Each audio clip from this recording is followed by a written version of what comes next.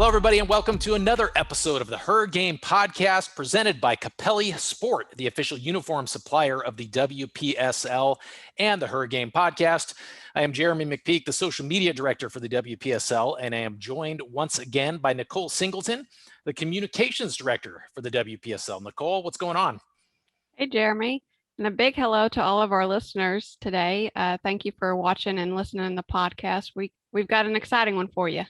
We sure do. We've got a number of guests who will be joining us on this episode, episode 6. We'll start out by talking to Dennis Burrows, the head coach of the Utah Red Devils, and perhaps one or two of his players, we hope, here in the first half of the podcast. Yes, and then in the second half of the podcast, we'll be joined by Amy Griffin and Joy Fawcett, two former members of the U.S. Women's National Team, who are now both current coaches of the U.S. Step Women National Team, and they will be taking on the Utah Red Devils this Wednesday in an exhibition. That's right. We can't wait to talk to all of them. So let's get things started. I think they've heard enough from us. Let's kick things off with the Utah Red Devils. Let's do it. Okay, we are excited to be joined by Dennis Burrows, head coach of the Utah Red Devils, and a couple of his players, Ashley and Jessica. Thank you guys for taking time to talk with us today. Of course. Thank you. Yes, thank you so much for joining us today. We've really been looking forward to talking with you about your season as well as the match you have coming up this Wednesday with the U.S. Women's Deaf Team. But first, let's, for our listeners, have you guys introduce yourselves. Ashley, Jess, you can, whichever one wants to start. Where do you play? How long you've been with the Red Devils? What position you play? Ashley, you want to go first? I was going to say that to you. So let's see. I graduated from the University of South Florida, and I have been with Dennis and since we were Real Salt Lake Women or Sparta for quite a while, and Jess was with me this whole time. Yep. So, yeah, we've been playing. It's the highest level that we can play here in Utah, and we love Dennis. So we always stay. And I feel like I'm missing a question. What position? Oh, right. Dennis has me at a 6 right now, but 10 sometimes. I sub in sometimes at a 9. So I just play. I enjoy playing everywhere except the team enjoys me playing everywhere except the back line. Okay, Jess, what about you? I'm Jessica and I go by Jess. I started playing with Dennis on Real Salt Lake back in 2012, and then this is my first year with Red Devils. I actually retired. I have 2 kids, 9 and 7, and I just can't give it up. So here I am in my old age, letting my kids watch me. I'm a 4. And yeah. Awesome. Coach, or maybe I should call you Dennis. Should we call you Dennis or Coach? I don't know, but tell us a little bit about your career and specifically your experience with the WPSL. One of our associate commissioners, Kendra Halterman, says that you've been with the league for more than 10 years now. Yeah, absolutely. We back when I was coaching at another club called Sparta United, we wanted to bring the women's game into our youth club, or at least our youth into the women's game. And the local amateur league just wasn't cutting it. It wasn't enough competition for us. So we got contacted by Jerry Zanelli, Kendra and Kendra Halderman and Sarah Cowley and I. And so we decided to start it up. In about a 3-week period, we started the Sparta Women. And so that's kind of the way it all started. And we really enjoyed it. We actually, 3 years in, got to go to the Final Four for the WPSL. It was either 3 or 4 years. I can't remember. It's been so long. And then after that kind of went its way for a little while, I ended up stepping away from the team and started the Red Devils about 3.5 years ago, and decided to keep it going and get back into the WPSL. So we've been having a good time the past few years. It's been an enjoyable experience, and I love the direction the league's going now. Awesome. What a history.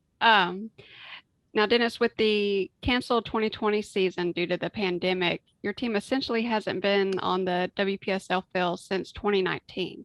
Going into this season, what were your expectations as getting the team back together and playing a full season again? Well, actually, we put together 2 teams last year to kind of play in a pickup league, so to speak. So the Arrows in our area and us, we both had 2 teams. So we played games against each other, had friendlies against teams from other states. So we kind of kept it going during the pandemic. And with our club, the youth club being involved, we were able to utilize some of those players as well as the women. We ended up having 57 players on our roster for the 2 teams last year. So we kind of led into it pretty well for this year. This year has been a little bit more difficult than I expected. We added another team in the area called Surf. And so the player pool dropped a little bit because we ended up having a whole nother team. But I think in the long run, it's probably beneficial to the women and to the league around here.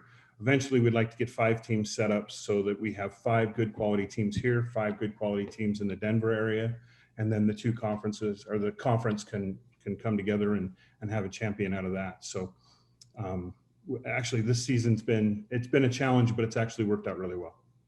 Speaking of challenges, Ash and Jess, you guys probably had the toughest opening weekend to the season in the entire league. 3 games on the road, back to back consecutive days. Talk about your mentality to prepare for that road trip and just going into that, and how did you stay motivated for 3 straight games like that?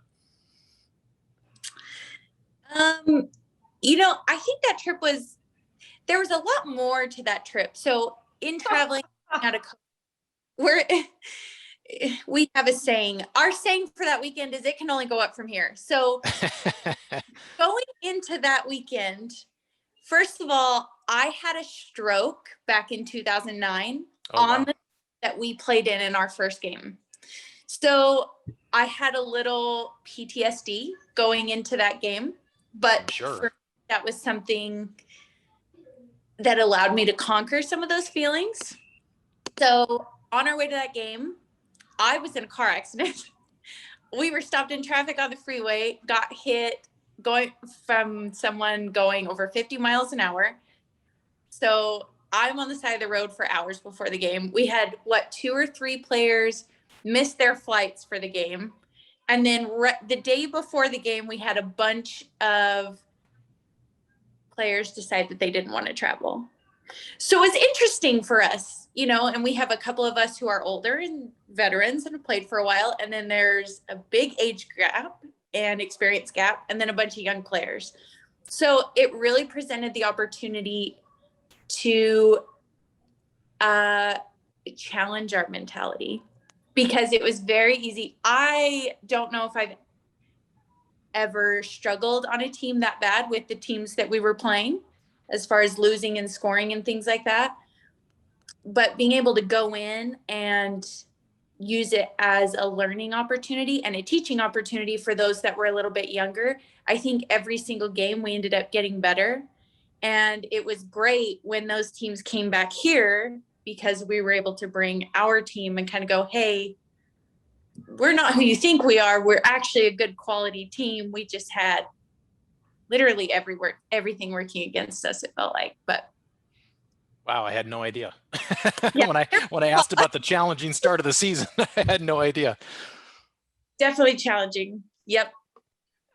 Dennis, well, on a coach's perspective, just hearing all of that adversity you guys had to face in an opening weekend, as a coach, how do you keep your players' spirits up and motivated to keep playing and to keep pushing through? Tell you what, we had a really good group that went down. They were very positive. They all understood the challenges that were ahead of them. Some of the other stuff that came into play didn't really, we didn't know about that, so we couldn't prepare for it. But I'll be honest, we played some very, very good teams, some of probably the best in the country, and had some of their best lineups that they had all season long at those games. And I felt very proud of the way the girls went out, played hard, and stayed with each game. We never gave up. We worked hard and we got better in each and every game. And the other part of that was off the field, the girls bonded. They had leaders such as Jess and Ash and some different players on the team that helped them learn. And so I think it was a great experience for the younger players who are very good players, but some of them were still in high school. So they hadn't played at this level. There were 9 players we took that hadn't played at the WPSL level.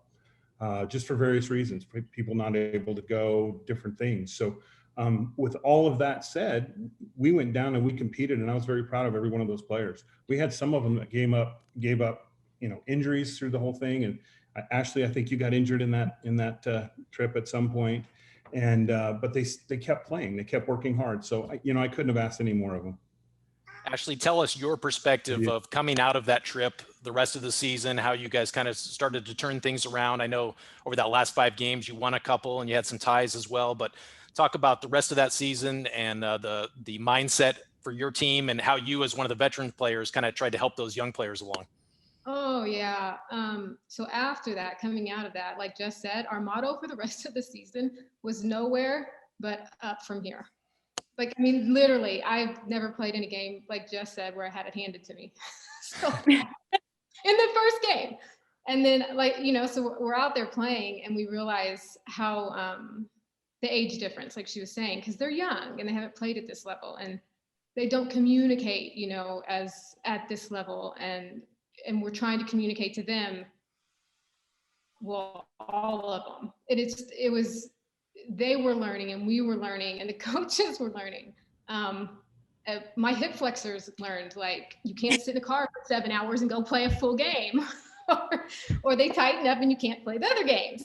So it's just a lot of learning, but it was good. Like, I had the best time. I loved it. Even though we got, it handed to us, like, I like to play that way. I like to to be challenged and to make each other better. So, those girls showed up to give their best efforts and we showed up to give our best efforts. And when everyone comes together because they love a game so much and they want to become better and they help others around them become better, there's nothing like more beautiful. So after that, when we got home, I think I did rest still 2 more games to get my hip flexors back, maybe 3. They're just, you just can't sit like that and then go run. I don't know. It's a thing. I should have flown. That's what I'll do next year. I'll fly. But then, the games after that, we had some other girls come out. There were, they kind of bridged the gap. So we had the really young, and then we had the older, more experienced that had seen and done it all. And then the girls in college, more of those came out to play. And it was really, it's crazy to see such a different team every time based on the personality and the skill level of the individual showing up and how they meld together on the field. And we're all talking to each other and learning each other.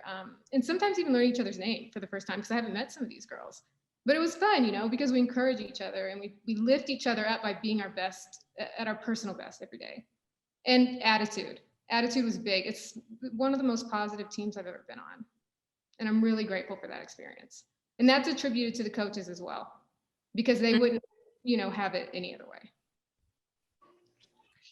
Now, Ash, Jess, you both played in college. You've been with the WPSL for a length of time. Ash, describe how it is playing in a competitive league like the WPSL while going through in between collegiate off season and how that experience is that prepares you for your collegiate season.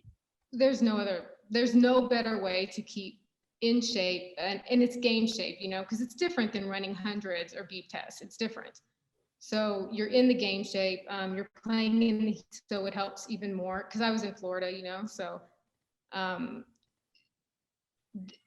there's just, it's a mind game at a certain level because your skills get to a certain point and then your mind has to be very sharp and making the right decisions at the right time in the right circumstances.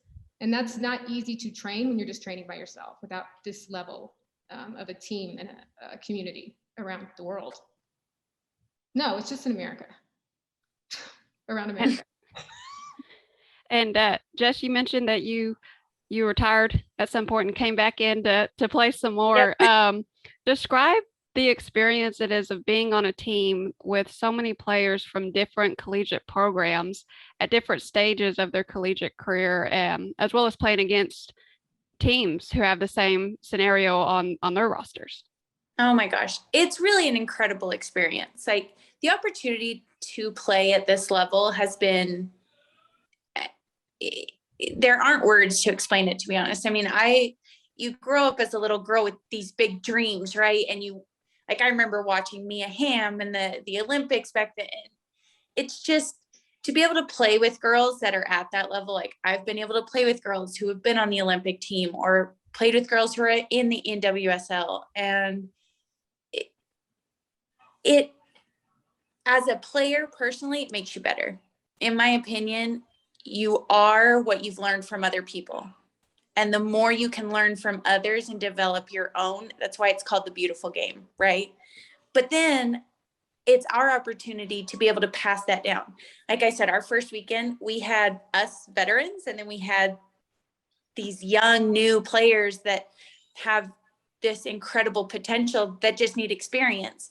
And now we not only bring our experience, we bring the experience of others that we've had the opportunities to play with.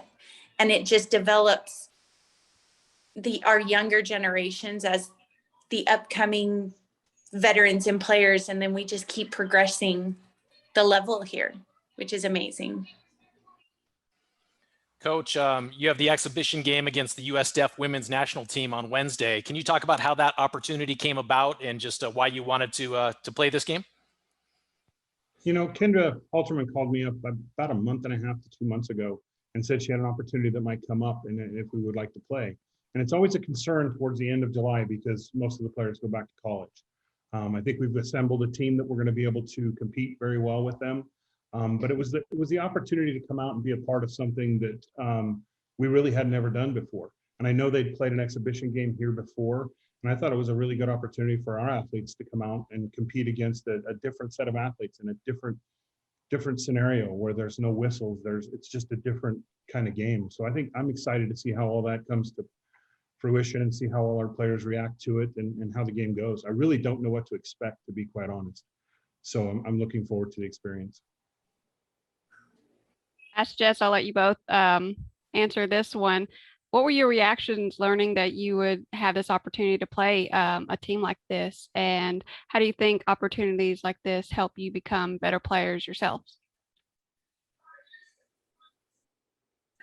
I love the opportunity to be able to play with people that have also overcome hardships, because at the end of the day, regardless of who you are, we've all had to overcome things in our lives. And to be able to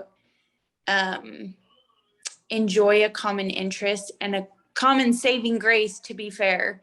I mean, how many times have we gone through hardship and the soccer field was our safe haven, you know, and with difficulties like that, I'm sure that's it for them.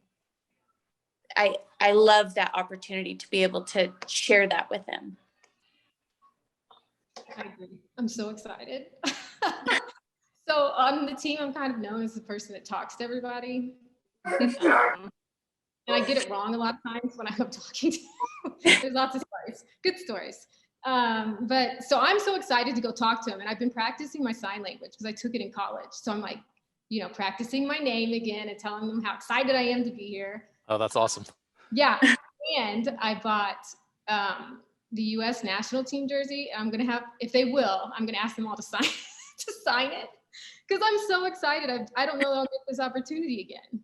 So that is so cool. I'm sure they will awesome. all love that. They will be honored by that, I'm sure. That's awesome. Yeah, it's just such a special moment. Like it's probably one of my most favorite games of this season by far. Will be this moment that we get to have with these people and create and evolve together, you know. Dennis, how do you prepare your players for this kind of game? Obviously, you mentioned that there will be no whistles. I assume, are you not allowed to yell out instructions, or like, are there any kind of rules that are different for you guys? I haven't been briefed on any of that, to be honest with you. We'll find out. A little bit, and talking to her about that. We'll probably just find out before the game and kind of adapt from there. Right now, because the girls are all out doing different things, we may not even have our training session tomorrow evening to prepare for it. So we may just have to show up on the field and get it done. But we've been doing that all year, and these girls are ready. So I have no doubt that we'll come out and have a good time with it and get the most out of the experience. Well, I'm excited for you guys to get to have this opportunity. We'll close on this last question, ladies, and both of you can answer. What advice would you give a younger player or a collegiate player who's considering playing in a league like the WPSL? Oh, do it. Just do it. Well, I mean, if you don't, if it's not something that brings you joy, then you don't have to stay. But yeah, have the experience, try it out. And especially if you're young, there's so much. I remember when I first started, because I would go out in between seasons at college, I'd go play in Canada. And I think it was the W League there. I'm not sure.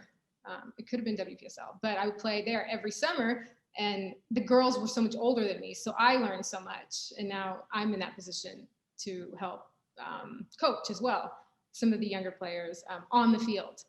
And there's just there's no higher level to play at in the off season unless you're, go with the national team. But I say to take every opportunity to learn from those around you, because even a player that you might not view as well, may not have had the same experiences that you had, they have learned things from someone else that will benefit you. The other thing, I became 10 times the player when I became a coach. And that's what I teach all of my younger kids when I train them. Be the coach on the field. Because when you take on that role, you start visualizing the game in a different capacity and you start understanding a deeper level of the game. And it's an opportunity, right? I mean, the WPSL is such a great opportunity to be able to learn that side of yourself and take that back into your collegiate level or wherever you're going back to play. Yeah, I'm really grateful that I've had this experience for so long. It's the longest standing league for women. It's amazing because I can still go anytime I want and play at this very high level. Like it's just, I always have access to that. And what if we didn't have access to that? What would, the level wouldn't be as high as it is. So it's great. For sure. And did you by any chance say Dennis may not be able to coach from the sidelines? I don't know. I was wondering, like, does he have to use symbols or signs or what? But I was just curious. What she's really getting at here is that it's going to be hard for her to be quiet on the sidelines, not me. Yes. Oh, that's a good point. I didn't think about that. I do have one last question though, Jess. You mentioned your kids and we talked about younger players. How proud are they to see mom playing in the WPSL? Are they on the sidelines and cheering you on each game? Yes. And my youngest he watches sometimes, but my 9-year-old, I love when I score, hearing him scream and yell and the go mom or the waves from the sideline. It's just cool. And I love being able to teach them a work ethic. Like if you want something, you have to be responsible to go out and get it. No one's going to give it. And I love being able to teach them that because they have to learn by showing them. You can't tell them. Absolutely. Well, we thank you guys so much for joining us. We really appreciate you taking time out today to talk with us. And we're excited for your match this Wednesday. And for everybody watching and listening, we want to encourage you to stick around for the second half of the podcast as we are going to be joined by the coaching staff of the US Deaf women's national team. So that's coming up right here next on the Her Game podcast presented by Capelli Sport. Okay, we're kicking off the second half of the Her Game podcast presented by Capelli Sport. And we are very excited to be joined by a couple of special guests today, both of whom are former members of the U.S. women's national team. We got Amy Griffin, who is now the head coach of the U.S. Deaf women's national team, and Joy Fawcett, the assistant coach of that team. Thank you guys both so much for joining us today. Thanks for having us. I know your schedules are crazy at the moment, so we really appreciate it. Yes, thank you so much for taking time out of your weekend to join us today. We've been looking forward to talking with you about your work with the U.S. Deaf team. But first, I want to ask you about the Olympics that are currently going on in Tokyo right now. As Jeremy mentioned, you both were longtime members of the U.S. women's national team. I think you both were a part of that 1991 team that won the first World Cup for the U.S. And Joy, I know you've been with the Olympic team on 2 occasions. How excited are you for this year's Olympics, and what kind of memories and emotions does it bring back for you? Joy, throwing that to you. I'm so excited for them that they get to go and be a part of it, because it's even though it's different, it's exciting and fun. You work 4 hard years, for these guys longer to train, and that's been their focus. And so I'm so excited that they get to finally play and compete. And just watching the opening ceremonies brings back a lot of memories and the fun times and all the other athletes that you get to meet. Because you don't get to meet all the whole USA team until that moment where you're at the opening series waiting to walk in. And so that, I thought that was cool, like to be able to meet all the other sports and all the other athletes. And so that was a lot of fun. Amy, how about you? What are some memories that come to mind, and what did it mean to play for the U.S. women's national team? Well, I think playing in general is awesome. And I didn't get to play in an Olympics, but I did get to be a part of a World Cup experience. And like you say, that not many people get the opportunity to have a chance to be the best in the world at something. And even if you don't come out the best, even if you're any one of the other teams, to have the opportunity to just go toe to toe and just see where the chips fall. So I do think there's not many world events that happen in anything, right? So for the deaf team, there's 2 events that happen, and the Deaf Olympics is one of them. And like I say, watching everyone hums the Olympic anthem, right? And everyone knows what that means. And looking forward to the games. We even look forward to the commercials. We can't wait to see the commercials. So it's fun. It's Absolutely. Definitely is something to look forward to. And it's something for every age. I remember watching them as a kid, and I'm watching them now just as into it, and up at 3:30 in the morning watching the women's team as if I were a little kid.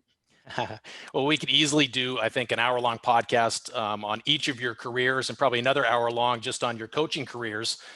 Amy, of course, you were the coach at the University of Washington for close to 25 years. And Joy, you were the head coach at UCLA for several years.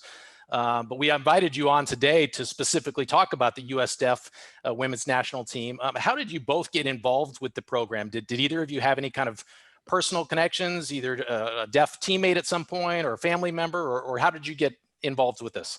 Yeah, I have a cousin, and she had a son that was ill, and his fever was so high and he was so sick that he lost his hearing because of it. Wow. And she just sort of said, we're all going to learn sign language. And I wish everyone would do that if they had a deaf family member, because it really made him be naturally included in both the hearing world and the deaf community, which really, really helps. And so somebody heard that. I took a class. I took a class in college in the 80s. And I don't know, Joy remembers, because when I took the class, I kind of drug her into it and showed her my book. And she gave me a book on all the signs, and we would be on road trips and just have fun. But that was kind of the end of it. So someone called in 2015 and said, hey, I hear that you know sign language. And I didn't say yes or no to that. He just kept talking and saying, and there's a team that needs a coach, and they're going to be competing for a deaf world championship, and it's in Italy. And would you be interested? I'm like, if someone wants me to be a part of a national team and go to Italy and try to win a world championship, I'm going to say yes. And so it's been the best blessing I've ever been given. Wow. Yeah. And she dragged me in. So Sucker.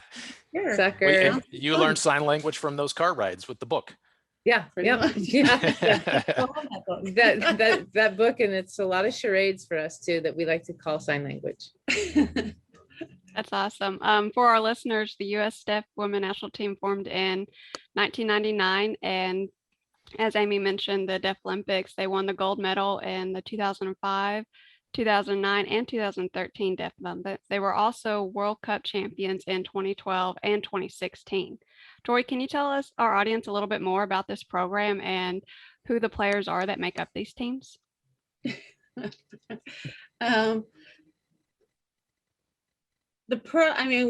got started, I don't know, what was it, like 4 years before the last World Cup, I think, or 3 years? Like felt right like that. before, it was a year. I think it was a year. Felt like 4 years. Yeah. The last World Cup. So it was kind of being thrown in and getting to know the girls, and just a great group of people. They love to help and teach, and they're very into the game. They train hard, and it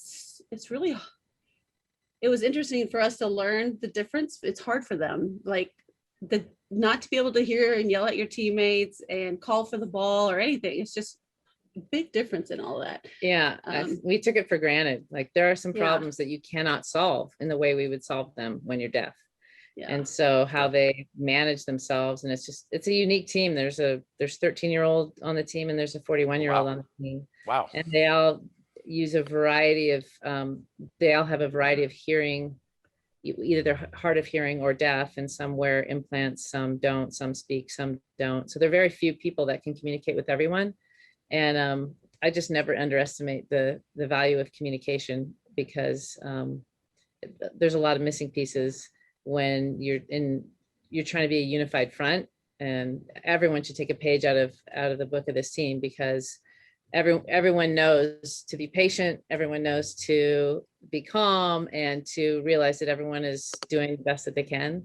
And so it's kind of a cool vibe. Like, and there's not very many environments where deaf players get to hang out with other deaf people. So we've seen people that have never met another deaf person before, and they've met them on this team, and they've been in their 30s, right? So it's kind of cool. So it's neat to bring them together in camps like this as well. They get to bond with each other and share stories and how to help each other out. And so it's amazing. It's an amazing group and how they deal, because when they play the games, they have to take all their hearing devices off and their implants off. And so they're all the same, but communication is different because some know signs, some don't. And so it's just a huge challenge for them to come together as a team. And that's why these camps are super important. But we got a lot of great players, the older players, like there's Kate Ward and Sydney, and they're really good at bringing in the youth and making them feel welcome and teaching them the process. And because they've been around for a long time, they've been to Olympics and World Cups. And so it's really cool to mesh the ages, and the older ones are really good at bringing the younger ones in. Yeah, that's awesome. You led me right into my next question, but I was blessed to be able to be an assistant coach for my daughter's soccer team when she was growing up. And the thing I remember every single practice was we were constantly telling the girls, talk to each other, you got to communicate out there on the pitch. So how do your players communicate with each other, especially when they have to take all their hearing devices out? How do they communicate with each other during the game? And how do you as hearing coaches communicate with them? I would say that's the toughest thing, and we're still trying to figure out the best way to do it. And I never realized how much sound normalizes my cadence of the day, or my cadence of a pregame, right? The pregame is you're listening to your tunes, and the locker room, everyone's pumping everybody up, and there's a national anthem. And in our games, in the Deaf Olympics, the Deaf World Cup, it's quiet, right? And so our version, the first couple of games, we're like, we are going to get our asses kicked. Right, because it just didn't feel right. It wasn't our norm, right? And so for us, if that happened, if people were silent, we felt like it was nerves or whatever. But this is completely different. And I mean, we've learned, and it'll take us a while to get in sync for this camp because we haven't had one in a while. But if you want to try to freeze play to recreate a scenario that you can improve on, we raise our hand. And if we were standing together, then only a few people are going to see us. So if I'm on one side of the field, Joy is on another side of the field.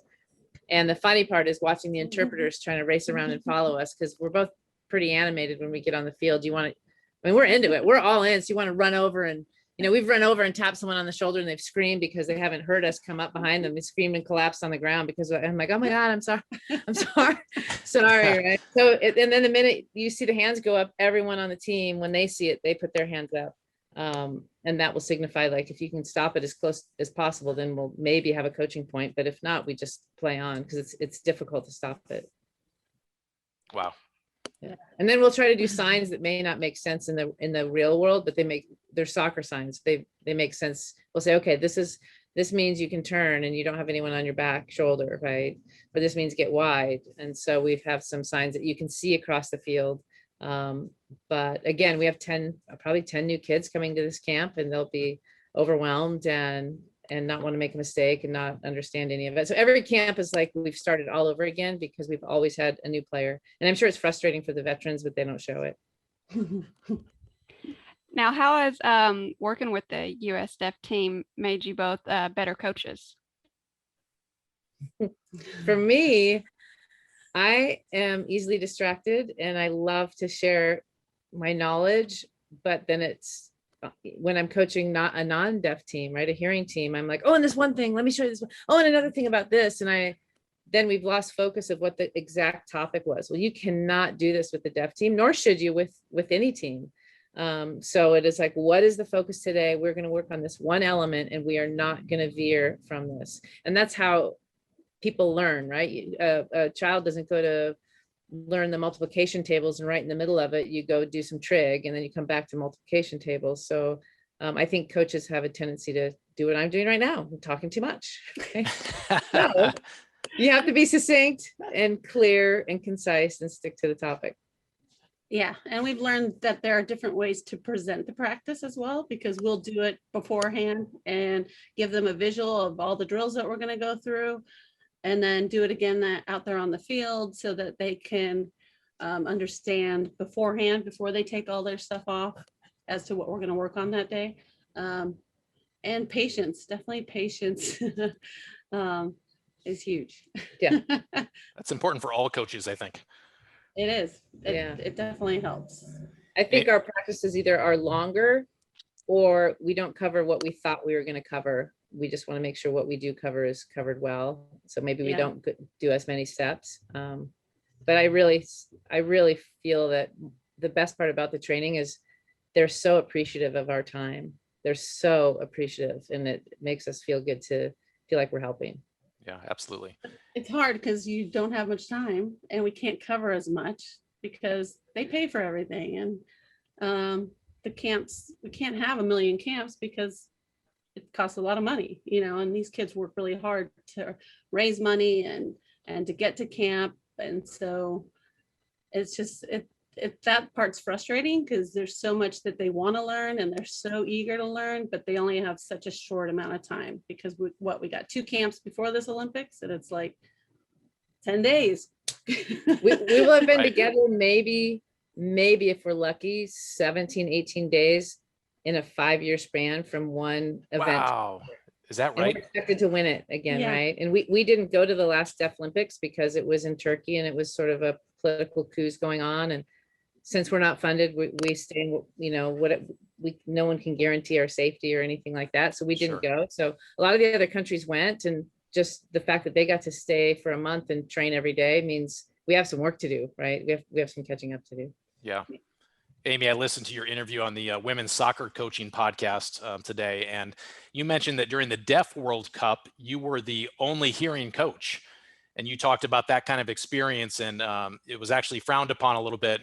But you were able to kind of relate to your own players in kind of a different way. Can you talk about that experience and maybe what you learned from that? Yeah, I mean, earlier I had said just this opportunity has been the best blessing I've been given. And one, it's been fun watching players actually lead this. Joy mentioned the leaders of this group. We show up and coach, and they're the ones that they're on the board. They're the ones that are helping players get their audiograms turned in. They're the ones in charge of travel. They're the ones helping organize scrimmages. And I don't see that anywhere else. Usually there's a lot of kids going, hey, what can you do for me? And so that's one thing. But when we were at the Deaf World Cup, we were one of the very few countries, if not the only country, that needed an interpreter. And that was frowned upon and I agree that the next step for this team needs to have someone that wants to step up and be a coach who's deaf. And I can't wait for that to happen. I'll be their administrator. But so it was like, we were the ones with the disability. We were the ones that could hear. And unfortunately we weren't deaf. Right. So we were missing the information. We were exhausted. We were afraid to go ask a question because we knew they were going to get upset with us because we were going to miss half of it. We were late to meetings. At one point we thought they said, bring your banana. And it's very important to bring your banana because this is the sign for banana. And we're like, I don't even know what that means. I swear we brought a wagon full of stuff so that whatever they needed, we had. And it was funny later, and I don't think I really would have, and it's always nice to walk in someone else's shoes, but if it's for a tournament on a weekend, you don't really feel it. But it was 3 weeks of us sort of getting kicked to the curb and people looking past us and people being frustrated with us. And it was exhausting. And like I said, I have a whole new outlook on how I view everyone, but now I'm like embarrassed when I see something that doesn't have captions on the bottom. I'm like, why wouldn't you do that? It's so easy. Why wouldn't you do captions? Because I've been that person. Yeah. So, and I'm sure it was the same. You know? Yeah, but I didn't have to go to those meetings. You just come back going, bring your banana. Yeah, I'm like, bring yeah, she said, bring your banana. But it was frustrating, both that and the women were treated differently as well. You know, that was a big thing too. Oh, Like, big time. I forgot yeah. about that. Yeah. It was weird the way, I mean, I felt like I was back on 91, back in the day where women were treated like they didn't even want to help us out at all. They made it really hard for the women's programs. Oh, wow. Even from a shuttle bus ride back to your hotel, Yeah. it was on there for the men, and it was just kind of figure it out. Is that right? Oh, my goodness. Oh, wow. Yeah. Now you guys mentioned the lack of time that you will have with your teams. Joy, how excited are you to get back with your players for this upcoming camp? I am super excited because one, I miss them. They're a lot of fun. And two, I'm excited because there's a lot of new players and we've been trying to generate awareness so that we could get more kids trying out and just make the team and program better and bigger. And we're getting a lot of kids and a lot of interest and people are more aware. So I'm excited to see the new players, the younger players, because a lot of them have more opportunity to play with higher level clubs. So I'm hoping, the kids that are coming in are going to be really, really good. And I'm excited to see that and see how that happens. Yeah. So, I think when we first met the team, it was we struggled to fill it roster. So it's going to be great. It's a great problem to have that we'll get to have selections for the Deaf World Cup. And then I think another thing that's unique is we've chosen to invite everyone to all of the camps because we think they all deserve the experience to play together. So it's that might change the last camp right before we head out so we can really focus, but it's kind of cool to see them. It's like maybe I'm the worst coach ever because I'm not focusing on the top 15, 16 kids, but it makes me feel good inside. It's cool. And some young ones, if you only get together twice a year, because that's all they can afford is twice a year, and you have a 14-year-old on camp and you just decide not to invite her for this next cycle because she's too young. Well, the next cycle, she's 19 or 20, and she's just missed 8 days of camp. Right. So you have to sort of, if you're planning in that mode, you kind of have to think of it in those terms. Yeah, building for the future for sure. I know you mentioned before we started recording that you're getting ready to hop in a van and drive to Salt Lake City. Can you talk about what you're hoping to accomplish this next week in Utah for your tryouts, your camp, and then you also have an exhibition game against the Utah Red Devils of the WPSL? We do. I'm just looking at the Excel sheet, and I think Joy and I have some time in the van to figure out how we're going to make sure we have eyes on the players and get to know them and what their assets are, what they bring to the field. And legitimately, it's almost like a reset for us, where normally we go from one camp to the next. We're like, okay, this is where we left off. We'll take a day for the new players, which there's only one or two, to get used to what's going on. And then the next couple. But now I feel like we first need to see who we have and then go from there. And for sure, playing the Red Devils is awesome. And we have another game with Kendra's team, and I can't blank at the name. it'll be good to see where they are. And I think that's the biggest part, is to see where everyone is at coming in after all this time away. It's like, I'm excited to see where they are and get them in their positions to see what we need. But we only have one more camp after this. So Yeah. it's kind of like getting them together, they'll come together as a team because they're really good at that. But I want to see what the level is, especially that's why the games are great, kind of to see where we are in terms of that. So I did notice that I haven't told you this yet, but all the new players put that they're center midfielders. So we've got like 15 center midfielders. And so, and even that matters, right? Like it's really important is that you have to be a great teammate in order to, I think that's how I would prefer to coach. I want to hang out with people that want to be there, whatever their role is, they're going to make it help the team first, right? So it'll be interesting to see. There'll be kids that are like, oh my gosh, it's not my position. And there'll be kids that say, yeah, whatever you need. And even when you have 5 days, that first impression does make a difference. But Hopefully those center midfielders can play goalkeeper. Yeah, it's limited. On the Some goalkeepers, if Yes. any of you out there play Yeah. keeper. Yeah. That's a tough job.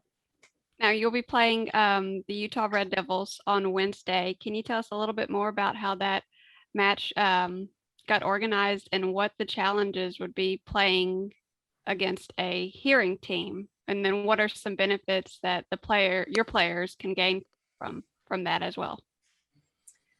It was organized. So Kendra Halterman we had a camp in Utah, and we have a couple of alumni from University of Washington. And I said, hey, we're going to Utah. Can you help us out? Specifically asked them. And all three of them said, I know who can. And they all said the same name. And so she has connected us with referees and with teams that are going to give us a run for our money. And we'd prefer that. We haven't been challenged a lot in the World Games with other deaf teams. We only have a few games. So we'd rather get our butts kicked a little bit and see where our gaps are, where our holes are, and what we need to work on. So I know that the teams that are lined up are going to be very good. And we have played games where we've made the opponents wear earplugs, and they can hear the noises, but it's not as clean and clear, and they get really frustrated, and they have a kind of a whole new respect for sort of what our players are doing on a daily basis. I don't know what we'll do, but I don't know. Like Joy said, the games are the most important piece of the puzzle. How do you handle it when it's not going well? And what can you bring to the game every time we see it practicing a game that will add to the team? So. Yeah, I think the Red Devils will bring speed of play, which we'll have to deal with. So we'll be able to work on our defense individually and as a team, and then kind of see who's going to step up on offense and help us out with and just step up and score some goals for us. It'll be tough against these good teams to get in behind them and stuff. So it'll be a good challenge and show us, like you said, all the gaps that we need and how to come together as a team. And usually when we start a camp, it's pretty rough, but this team does a really good job. The longer we're together, the better they get. So I forgot about that's true. It is big huge. time. Yeah, even within the World Cup, they got better. The first practice during the World Cup, we were like, "Oh no!" Right? And then games rolled around. Even the first game, we were pretty rocky. Yeah. And then by the end, it was we're like they're all another event right now. Yeah, we're at the top. Yeah. Awesome. Well, we are excited for this match on Wednesday and look forward to following your team into the Summer Deaf Olympics in May, I believe, in Brazil. Is that right? And then the World Cup, Deaf World Cup, coming up in South Korea. I don't think the date's been determined for that, but I know that's right around the corner as well. But we can't thank you guys enough for joining us today. We really appreciate it. You win for the best Zoom background we've seen yet on the podcast. It's beautiful there. And we hope you have a safe drive to Utah and everything goes well at camp. Great. Thank you so much for having us. Yeah, thank you very much. Nice to meet you.